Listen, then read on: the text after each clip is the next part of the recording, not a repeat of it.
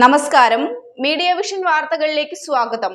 വിവിധ ആവശ്യങ്ങൾ ഉന്നയിച്ച് പേരാമ്പ്ര മണ്ഡലം മുസ്ലിം ലീഗ് കമ്മിറ്റിയുടെ നേതൃത്വത്തിൽ ജനപ്രതിനിധികൾ പേരാമ്പ്ര ഗ്രാമപഞ്ചായത്തിന് മുന്നിൽ ധർണാ സമരം സംഘടിപ്പിച്ചു. ഷാഹി മാസ്റ്റർ ഉദ്ഘാടനം ചെയ്തു.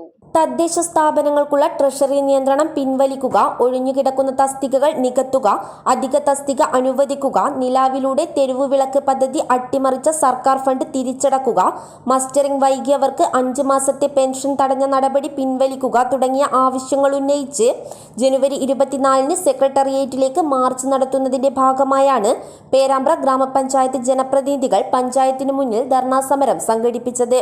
പേരാമ്പ്ര മണ്ഡലം മുസ്ലിം ലീഗ് കമ്മിറ്റി നേതൃത്വത്തിൽ നടന്ന ധർണാ സമരം ഷാഹി മാസ്റ്റർ ഉദ്ഘാടനം ചെയ്തു. പ്രതിഷേധ കൂട്ടായ്മ സംഘടിപ്പിച്ചിരിക്കുകയാണ്. ഈ മാസം 24-ാം തീയതി സെക്രട്ടേറിയറ്റിലേക്ക്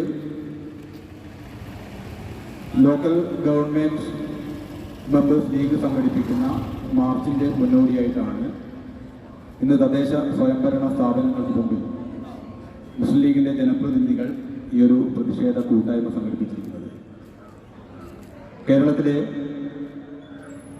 തദ്ദേശ സ്വയംഭരണ സ്ഥാപനങ്ങളെ തകർക്കുന്ന ഇടതുപക്ഷ സർക്കാരിൻ്റെ നീക്കങ്ങൾക്കെതിരെയാണ് മുസ്ലിം ലീഗ് ജനപ്രതിനിധികളും ഈ ഒരു കൂട്ടായ്മയിലൂടെ ജനങ്ങളുടെ ശ്രദ്ധയെ കൊണ്ടുവരുന്നത്. ജനകീയാസൂത്രണ പദ്ധതികൾ കേരളത്തിൽ നടപ്പിലായതു മുതൽ ഗ്രാമപ്രദേശങ്ങളുടെ വികസന പ്രവർത്തനങ്ങളിൽ ഏറ്റവും കൂടുതൽ ശ്രദ്ധ കൊടുത്തത് തദ്ദേശ സ്വയംഭരണ സ്ഥാപനങ്ങളാണ്. എന്നാൽ ഇന്ന് ഇടതുപക്ഷ സർക്കാർ, 2ാം പിണറായി സർക്കാർ കേരളത്തിലെ തദ്ദേശ സ്വയംഭരണ സ്ഥാപനങ്ങൾക്കുള്ള ഫണ്ട് ഗണ്യമായ രീതിയിൽ വെട്ടിക്കുറച്ചു എന്ന് മാത്രമല്ല, വെട്ടിക്കുറച്ച ഫണ്ട് കൃത്യമായ രീതിയിൽ ഗ്രാമപഞ്ചായത്തിന് അനുവദിക്കാത്തത് കൊണ്ട് തന്നെ മണ്ഡലം ട്രഷററുമായ സൽമാൻ നന്മനക്കണ്ടി ചടങ്ങിൽ അധ്യക്ഷത വഹിച്ചു.